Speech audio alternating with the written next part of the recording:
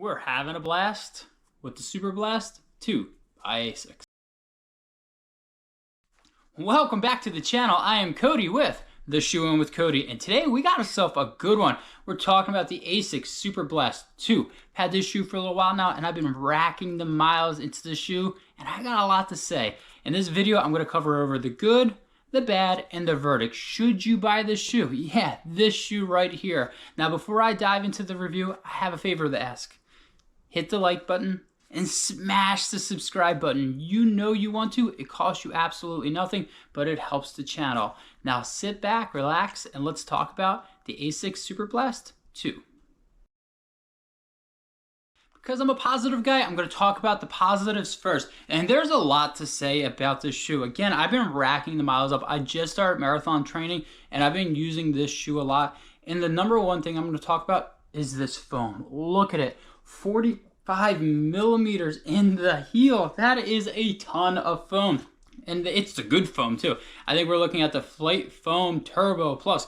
Whew, that is a long name, but it is freaking awesome, and there is a lot of it. And I really enjoyed this foam, not only on the daily runs, when I'm around like an 8:30 to 9, recovery runs, when I'm, again, more around that 9, but also in those long runs, when I'm trying to push the pace a little bit. I took this out on a 13-mile run,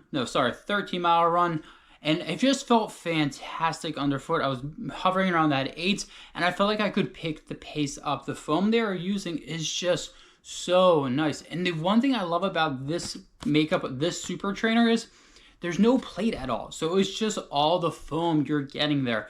Sometimes I'm not a huge fan of always using a plate. So when a super trainer came out with no plate, but all the goodness of the foam, I was really, really excited. And this right here, the foam they're using, it just checks all the boxes for me. It's comfortable, it's responsive, surprisingly very stable, and it just gets the job done. This upper engineer mesh is really nice. It's breathable. It's hot in Pennsylvania right now.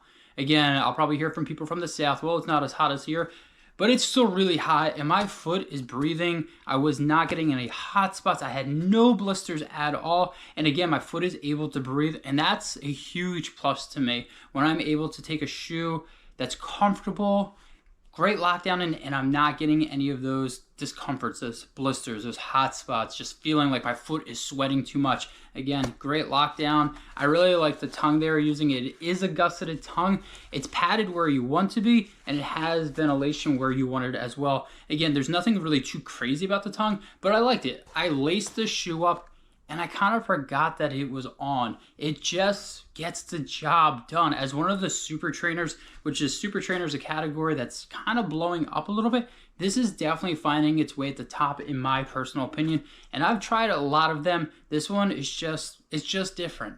And maybe it's because they don't have the plate. I'm not 100% sure. Maybe it's just how Asics built this. It just feels really different. I'm able to use it on a variety of runs. Long runs with a little progression, daily runs when I'm just kind of cruising, recovery runs, and honestly picking the pace up in this, for all the foam you have and without a plate, it just really gets the job done. Again, Asics with the Superblast 2, I think they improved upon the first one, and they really knocked it out of the park. With the good, you know there has to be some bad, and the list of bad for these Superblast 2 is going to be pretty small, surprisingly. There's not a lot that I really hated about this shoe. Again, I've used this on a lot of different runs, a lot of different paces, and it hit the mark. But the one thing I did find, it's still a high stack shoe. I think it's still something you need to get used to. 45, I'm not stuttering, 45 millimeters in the heel is still a lot, and it is something your body needs to adjust. So if you're not used to a high stack, take your time with this shoe. It definitely feels great when you're running, but again, it's definitely one of those shoes your body needs to get adjusted. The other thing is, it worked okay on rail trails. So what I want to point out is some rail trails in my area are very, very much gravel, and you can just cruise, no issues. The bigger gravel, some of the newer gravel that they laid down, I think the grip could have been a little bit better. And I do want to point out that there were times where I felt like my ankle was kind of going a little bit, but I also got to be fair to the shoe. It's not really made for off-roading. It just happens to be that's where I was running and the terrain I was using. But for the most part, you handle it really well. I definitely want to point that out. If you do go on a lot of different rail trails and you feel like you have a lot of loose gravel, just, something you want to point out. 45 millimeters, it's mainly stable except for when you're on that different terrain. And the other thing I do want to point out, it's $200. While it is one of the cheaper super trainers, it's still $200. I still have to point that out. I still think $200 for a shoe, while you're going to get a ton of miles in, is still a lot. Most people nowadays are pinching their pennies, and $200 is just a lot, especially for a shoe I think is freaking awesome. So $200 is again, cheaper super trainer, but it's still a lot. I do need to point that out. And honestly, that's it. There's not many dislikes I have for this shoe.